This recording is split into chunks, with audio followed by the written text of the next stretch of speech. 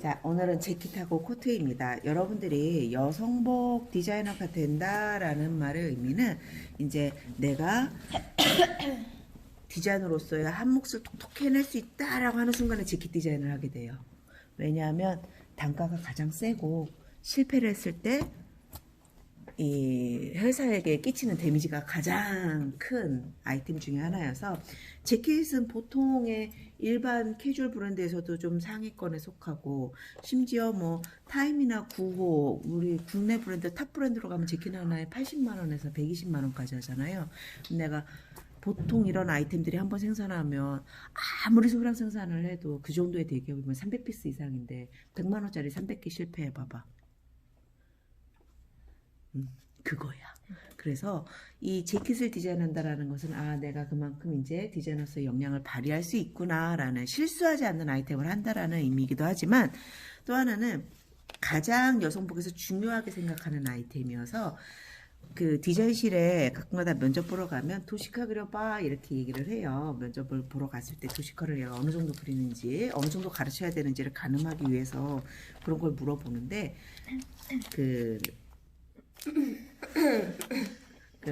그런 걸 물어보기도 하는데 그 물어볼 때 뭘 그리느냐 재킷을 보통 그리게 해요.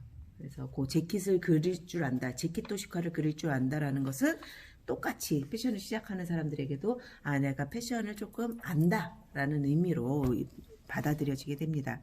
그럼 여러분들이 아직 테일러링 지금 수업 중 진행 중인 걸로 알고 있고 그 테일러링이라는 과목은 철저하게 이 재킷을 제대로 뜨기 위한 이 재킷의 특징은 뭐야? 몸에 딱 맞게 만들어진 아이템이죠. 그래서 뭐가 있어? 절개도 있고 다트 절개도 있고 여기 옆에 사이드 패널로 넘어가는 절개. 그래서 등판, 앞판, 옆판. 여기서부터 여기 한 판, 여기 한 판, 여기 한 판. 이렇게 판이 따로 있고 그 다음에 심지어 앞판도 그냥 한 판 하나가 아니라 여기 이렇게 연결하면 프린세스 절개로 들어가면 두 판.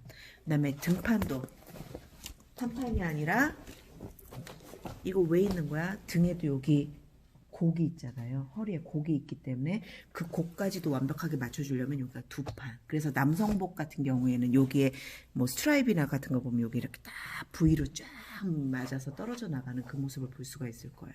그래서 보통 쪽이 많으면 하나, 둘, 셋, 넷, 다섯, 여섯, 일곱, 여덟 쪽이나 되는 기본적으로 몸판 하나를 뜨는데도 여덟 쪽이나 되는 상당히 고난이도의 그러니까 맞춤형의 아이템입니다. 그러다 보니 몸판 보세요. 얘가 똑바로 펴질까 아니면 똑바로 안 펴질까? 오늘 이제 가서 해보면 알 거예요. 얘를 열심히 땅바닥에다 놓고 펴가지고 그리려고 아무리 펴도 제대로 펴지지가 않아요. 왜? 기본적으로 입체형으로 만들어져 있는 애를 아무리 바닥에 펴봐야 지금 펴질 수가 없는 거거든. 그래서 이 아이는 몸판과 소매 똑바로 펴려고 해도 안 펴져. 그렇지만 우리가 폈을 때 중요한 부위를 중심으로 핀 상태로 그림을 그려줘야 된다는 거지. 자, 소매도 한번 볼게요. 소매도 사람 팔이 탁 이렇게 똑바르게 뭐 납작하게 직선이 아니라 어떻게 생겼어요? 사람 팔 이렇게 느슨하게 떨어뜨리면 직선이야, 곡선이야? 곡선이에요. 그래서 사람 팔의 모양처럼 만들어주기 위해서 소매도 한 장으로 뜨는 게 아니라 바깥 팔과 안쪽 팔을 구분해서 두 장 소매로 뜨는 거예요. 그래서 테일러링이 되어 있는 재킷 소매도 반듯하게 필 수가 없어. 반듯하게 안 펴져. 그 소리는 뭐야? 우리가 드로잉할 때, 두 장 소매를 드로잉할 때 직선형으로 드로잉하면 된다, 안 된다? 안 된다라는 거야. 소매를 디자인할 때 두 장 소매는 곡선형의 느낌으로 드로잉을 하시면 돼요. 자, 그러면은 얘를 반듯하게 핀다고 이렇게 폈더니 어때요, 지금? 암홀 보여, 안 보여? 안 보여. 그럼 요 모양대로 그리면은 드로잉이 될까 안 될까? 예전에는 그냥 이렇게 그렸어. 90년대는 그냥 이렇게 그렸고 안 보여도 상관없었고 소매가 이렇게 붙어도 상관없었어요. 근데 여러분들의 세대는 지금 세상이 바뀌어서 자, 어떻게 그려야 되느냐? 이 겨드랑점 아무리 바깥으로 보이게끔 그리고 이 소매가 뒤로 들어가 있는 것처럼 여기가 이렇게 꺾여 있는 것처럼 요 모양으로 그려야 된다는 소리예요. 요 모양으로.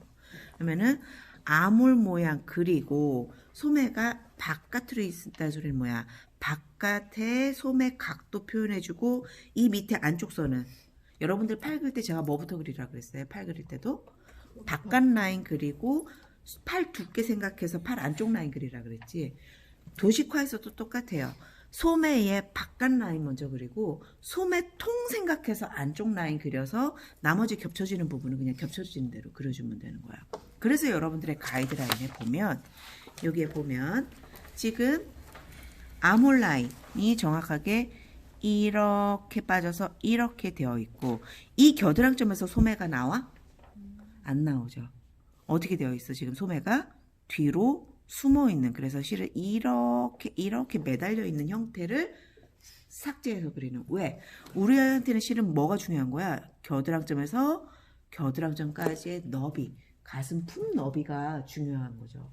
실은 지금 도식화 그릴 때 여러분들은 이제 사이즈 스펙이나 이런 것들을 가로 세로 길이로 조금 웬만하면 그리세요라고 표현하지만 실질적으로 사이즈 스펙에서 가장 중요한 건 뭐야? 겨드랑점에서 겨드랑점, 가슴 품 너비가 되게 중요해요. 왜? 이거를 디자이너가 어떻게 결정하느냐에 따라서 옷이 루즈하게 박시한 핏이 될 수도 있고 타이트한 핏이 될 수도 있고 여러 가지 것들을 결정을 하기 때문에 겨드랑점이 나와줘 있어야 돼. 설령 안 보이더라도, 폈을 때 여러분들이 봤을 때 안 보이더라도, 특히나 실물 보고 그리면 좀 덜 실수하는데 인터넷상에 올라와 있는 재킷 디자인들 다 보세요. 그럼 얘네들이 다 어떻게 되어 있어? 심지어 이것까지 이렇게 접혀 있어요. 이렇게 접혀 있고 재킷이 이렇게 보여져요. 이렇게 요 핏으로. 왜? 앞에서 보면 사람이 입으면 여기까지밖에 안 보이는 거야. 이건 어디니까 여기는 옆이라서. 그래서 소비자한테 이것까지 펼쳐서 다 보여주잖아? 그럼 오, 저 옷 되게 박시한가 보다 라고 생각을 해. 근데 실질적으로 입으면 이거 다 옆으로 들어가는 거야. 그럼 이렇게 보여주면 저 옷 좀 이렇게 슬림하게 타이트하게 나왔네? 이렇게 소비자들은 착각을 하거든. 그래서 보통의 온라인상으로 올릴 때는 이걸 다 이렇게 접어서 보여줘요. 그래서 여러분들이 그릴 때는 뭘 해줘야 된다는 거야? 그러면은 접어서 그려주면 돼? 안 돼? 펴. 접혀 있는 거 다 피세요. 그러니까 우리의 이 옆에 이 옆통을 다 펴서 옆으로 빠진다라고 생각을 하면 되는 거야. 자, 그러면은 어쨌든 몸판 겨드랑점에서 겨드랑점 살려서 그려야 된다라는 거. 실질적으로는 절개를 여기 프린세스 절개까지 하면은 8쪽까지 나올 수 있고 옆에 사이드 패널이 있는 경우에 사이드 패널 없는 자켓도 있어. 그럼 그냥 옆선으로 처리해 주면 되는 거고, 이게 만약에 사이드 패널이 있어서 이 라인이 안쪽으로 들어오면 요게는 무슨 표시해 줘야 될까? 골 표시해 줘야겠지. 뒤로 넘어가는 거니까. 그 다음 부속에 대해서 한번 봅시다. 얘는 참 친절하게 구분이 되어 있어요. 이렇게 딱 보면 몸판하고 연결되어 있으면서 꺾이면서 디자인을 형성하는 이 부분 뭐라고 불러? 라펠. 몸판과 분리되어 있으면서 목을 이렇게 감싸주는 이 부분 칼라. 라펠하고 칼라가 서로 만나서 앞 디테일의 중요한 형태를 형성을 하죠. 그래서 자켓 디자이너들은 이 라펠을 어느 정도 너비로 할 건지, 라펠 각도를 어떻게 할 건지, 라펠 끝 모양을 지금처럼 요렇게 하면 가위밥 줬다 해서 너치드, 이거를 이렇게 산으로 탁 올리면, 이렇게 올리면 피크드 라펠, 요런 이름들도 있고 이런 거 결정합니다. 자,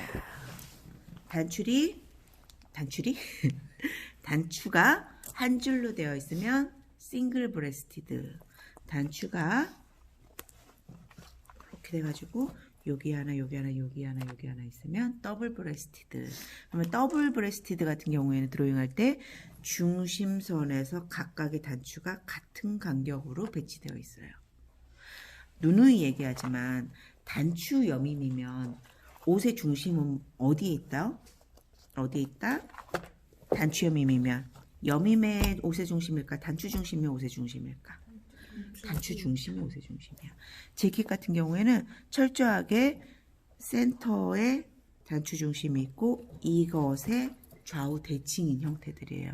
그래서 한쪽을 먼저 그리고 복사해서 한쪽 그리는 게 제일 쉬운 방법 중에 하나야. 그럼 이거 싱글이고 더블은 이렇게 겹쳐져 있으면서 여기에 중심에서 같은 간격으로 단추가 있는 것이 더블 브레스트이고, 그 다음에 소매 앞에서 보면 절개선이 안 보여요. 근데 어디서 보면 절개선이 보여? 뒤에서 보면 절개선이 보여. 그래서 소매 뒤에 보면 절개선이 이렇게 있는 거야. 요게 2장 소매의 표시예요. 그러니까 요 소매도 지금 앞판에서는 안 보이고 뒷판에서만 보이는 아이지. 그러면은 재킷에 대한 부분은 실은 테일러드 재킷이라는 게 있고 약간 박시한 재킷들도 있잖아요. 왼쪽은 항상 얘기하지만 몸에 딱 붙는 아이들, 테일러드 재킷은 그냥 요 라인 따라서 그리면 돼. 근데 재킷 중에도 좀 박시한 것들이 있잖아. 고민하지 말고 오른쪽으로 오세요. 박시하고 다트 절개 별로 없고 쪽 많이 안 나눠져 있고 몸에 굳이 테일러드 되지 않는 아이들은 오른쪽으로 써도 돼. 근데 이 테일러드 재킷이든 아니면 재킷이든 요거를 이제 구분하는 방법 중에 이게 옷이 타이트한가 안 한가를 구분하는 또 다른 지표가 하나 있어요. 뭐냐면 소매의 각도를 보면 돼. 소매의 각도. 소매 각도. 여러분들 소매 패턴 뜰 때 소매산이라는 개념 아시죠? 소매산. 혹시 누구 줄자 있어? 줄자나 뭐 실이나 끈이나 아무거나? 자, 소매산이라는 개념을 가르쳐 줄게. 여기서부터 이만큼이 아모레 너비라고 치자고요. 이 아모레 너비. 이게 아모레 너비인데 여기서부터 여기까지를 소매를 뗄 때 여기 하나 이렇게 좀 붙잡고 있어. 여기 붙잡고 있어봐. 여기. 자, 너무 먼데 여기. 자, 소매산이라는 개념은 내가 만약에 소매산을 낮추면 뭐가 넓어져? 소매통이 커지는 거야. 소매통이 큰 옷은 팔이 편하지. 근데 소매산이 높아진다 뭐가 좁아져? 소매통이 좁아져. 그러면은 팔이 움직이기가 편하지가 않지. 그러면은 또 똑같은 얘기로 소매산이 높으면 소매가 메어 달리는 각도가 점점 이렇게 밑으로 내려와. 메어 달리는 각도가 이렇게 내려온다는 소리는 뭐야? 이거 입고 팔 이렇게 들면 여기가 잘 들려? 안 들려. 불편한 옷이라는 거야. 근데 소매산이 낮으면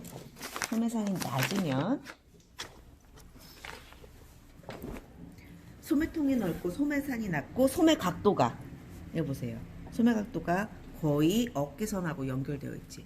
이렇게 높으면 그러니까 소매 각도가 이렇게 높으면 얘가 굉장히 넓고 편하다라는 소리야. 움직이기 편하다. 대신에 입었을 때를 비교를 해보자고. 얘 입으면 어떻게 돼? 팔이 이렇게 내려와. 그럼 어디에?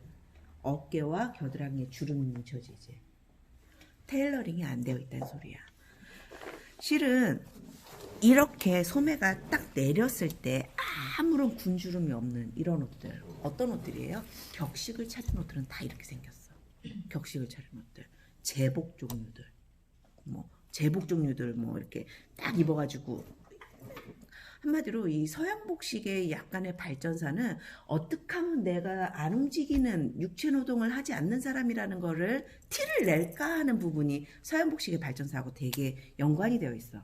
그러니까 서양복식의 발전사에서 보면 육체 노동을 하는 사람들의 옷과 상류층의 옷은 다른 옷인데 그 육체 노동을 하지 않는다는 의미에서 색깔, 육체 노동을 하지 않는다는 의미에서 신발의 높이, 육체 노동을 하지 않는다는 뜻에서 코르셋, 육체 노동을 하지 않는다는 뜻에서 팔을 올리지 않는 이러한 옷들. 그래서 뭔가 이렇게 상류층일수록 계속 뭔가 움직임을 최소화하는, 그래서 몸에 딱 맞아서 떨어지는 이러한 것들이 개발이 되는데 격식을 차린 옷들은 이렇게 소매가 다 떨어져 있고 소매산도 높고 소매통도 좁아. 그래서 움직이기는 불편해. 근데 어때요? 서 있으면 맵시가 딱 완벽하게 떨어지는 그런 류인 거지. 그래서 지금 여러분들이 갖고 온 재킷 중에 테일러드 재킷이면 여기다가 진행을 하면 되는 거고, 이게 만약에 내가 갖고 온 게 소매산도 낮고 소매통 넓고 소매 각도도 이렇게 높이 올라와 있다 그러면은 여러분들 셔츠 티 그리던 그 방식대로 그냥 아모레 모양도 그 방식으로 그리시면 돼요. 그러면은 한번 그려볼까? 뿅. 드로잉을 하는 순서를 가르쳐 줄게. 뭐부터 그려야 되는지. 자, 끼워놓고 드로잉을 할 때 제일 먼저 캐치해야 되는 거는 단추의 위치입니다. 여밈의 위치. 여밈의 위치가 가슴에 있는지, 가슴과 배꼽 중간에 있는지, 배꼽에 있는지. 첫 번째 여밈단의 단추의 위치에다가 먼저 단추부터 딱 배치를 해놓는 거야. 그런 다음에 그 밑으로 단추가 2개면 2개, 단추가 3개면 3개. 단추부터 그리세요. 단추를 그린다는 의미는 뭐냐면 디자이너에게는 단추를 그린다는 걸 의미는 여밈의 시작점을 캐치를 하는 거야, 실질적으로. 그리고 그거는 굉장히 트렌디한 디테일이야. 어디서 단추가 시작되는가. 그런 다음에 단추를 그렸으면 두 번째 여밈을 그리는 거야, 여밈. 여밈부터, 여밈선부터. 두 번째 여밈선을 드로잉을 합니다. 우임, 좌임 구분해서 그리세요. 내가 만약에 전통적인 여성복을 드로잉한다 하면 오른쪽에 올라가는 우임을 그려놓으면 돼. 그래서 여러분들의 가이드라인이 지금 이거 다 우임이야. 근데 여기 이제 나중에 보면은 캐주얼 재킷이나 아니면 약간 조금 뭐 남녀 공용의 젠더리스한 그런 아이템들은 다 왼쪽에 올라가 있어. 그래서 그런 건 좌임이고. 그래서 여밈선 그린 다음에 세 번째 라펠을 먼저 그립니다. 아까 얘기했죠? 디자이너가 생각할 때 여밈을 어디서 잡아야 될까? 단추를 몇 개 꽂을까? 라펠은 어느 정도 너비에서 어디에서 시작할까? 이게 디자인의 가장 핵심적인, 그래서 라펠의 너비와 라펠의 모양을 먼저 그리세요. 라펠의 너비와 라펠의 모양. 네 번째 칼라를 그리면 되는 거야. 칼라를 그리고 여기 칼라 옆점까지는 잡아주고 여기까지 이렇게 지금 보면 가이드라인에서 여기서부터 여기까지는 그냥 고정점으로 쓰세요, 여러분들이. 칼라가 많이 넓으면 이제 이게 이렇게 넓어지는 건데 요 밑에는 디자인이 많이 바뀌어. 근데 요 위에 넘어가는 요 두께는 웬만하면 잘 안 바뀌거든. 그래서 요 부분은 고정점으로 살려놓고 밑에서 조금 디자인 변경을 하는 방법으로. 그런 다음에 칼라까지 그렸으면 5번 어깨 너비에 따라서 그리는데, 어깨 너비가 만약에 넓고 소매통이 크고 소매 각도가 높으면 오른쪽 쓰는 거고, 어깨가 노멀하고 그 다음에 소매통이 좁고 소매 각도가 가파르면 왼쪽을 쓴다라는 거야. 어깨 그린 다음에 아몰 그려주고, 아몰 그려준 다음에 옆선 그려주고. 그러면 이쪽에서 보면 알겠지만 이쪽 옆선은 직선이 아니지. 옆선도 보세요. 직선형인지 아니면은 그 다음에 절개선이 있거나 아니면 사이드 패널이 있고 여기 사이드 패널에 골 표시를 해야 되는 경우에는 골 표시도 해주고, 그 다음에 위에 뭐 주머니 올라가는 것들 모양 다 확인해서 주머니가 이 사이드 패널 너머까지 넘어가는 주머니들도 있어요. 요렇게까지 넘어가는 주머니들도 있어. 그거 모양 확인하셔가지고, 그 다음에 여기에 다트 라인 있으면 다트 라인도 잡아주시고. 자, 소매 그립니다. 소매가 이렇게 타이트한 소매의 특징은 뭐냐면, 여러분들 지금 재킷 한참 하고 있죠? 닫기말 되면 눈물이 날 거야. 소매 다느라고. 소매 보세요. 소매가 봉제가 어려운 이유 중에 하나는 뭐냐면, 몸판에 있는 아몰보다 소매에 있는 아몰 너비가 같을까 아니면 더 넓을까? 그거를 2세 분량, 뭐 2즈 분량 해가지고 이만큼씩 크게 만들지. 그 다음에 이거 봉제할 때 어떻게 해? 홈으로 2줄 딴 다음에 오그려 가지고 원단들을 조금 더 조밀하게 만들어 놓고 이 아이한테 얘를 껴가지고 뒤집어서 봉제하지. 나 많이 울었다. 그 봉제 안 돼가지고 막 여기 결국에는 내가 만든 재킷 아직도 갖고 있거든요. 여기 찝혀 있어. 여기가 찝혀 있어. 딱 여기가 찝혀 있어. 그래가지고 어떻게 하면 교수님한테 티 안 내고 검사를 받을까 되게 노력했으나 들켰어. 그래서 이제 포기하고. 어쨌든 그 소리는 뭐냐? 얘보다 얘가 사이즈가 더 커. 그러면 얘가 오그려져 있어. 오그려져 있으면 여기에 뭐가 생겨? 퍼프라는 것이 생기는 거야. 퍼프가. 그래서 아주 작은 퍼프가 뿅하니 동글게 생기고, 그런 다음에 소매가 아까 얘기했듯이 약간의 곡진, 요 모양으로 생긴다는 소리예요. 퍼프 생기고 곡선의 소매, 그 다음에 소매통. 보통 디자이너들이 요 소매통 사이즈 다 적어주거든요. 그래서 요 소매통은 항상 옆선에서 떨어져 있게끔.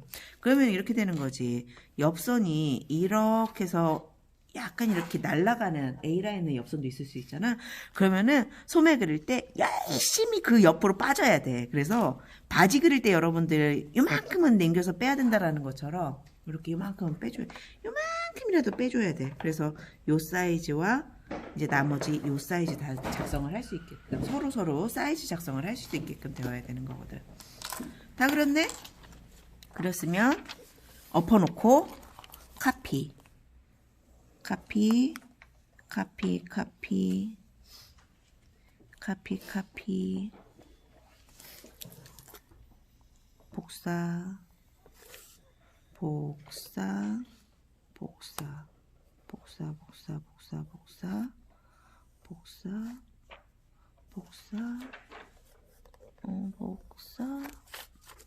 복사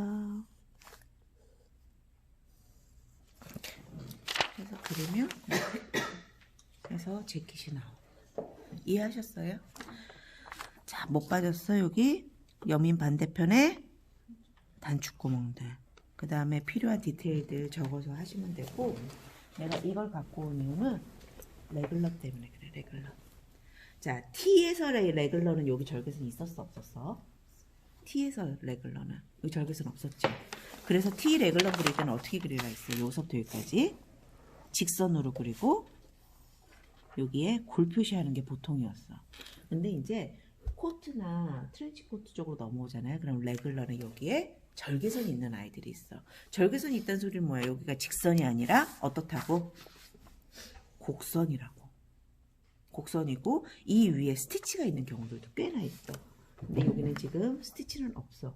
스티치 있는 거 있으니까 앞 뒤로 보면서 스티치 있는 거 보고, 그 다음에 그 레글러 요 라인, 여기서 시작해서 여기까지 끝나는 요 라인들 파악해가지고 이쪽만 쓰면 돼. 대신에 뭐만 좀 다른 거야? 곡선이면 곡선답게 그리라는 거야. 그렇다고 해서 막 이렇게 그리는 건 아니고 아주 미묘하게 그냥 곡선이 이렇게 빠지거든요. 웨어투의 경우에는. 근데 코트고 한데도 레글런인데도 거기가 한 장인데도 있어. 근데 그거는 이제 상황 봐가지고 한 장이 아니면은, 한 장이면 직선에 골 표시하고 한 장이 아니면 약간 곡선 줘주고 요것만 표시를 하시면 돼요. 자, 우선 여기까지 해서 질문.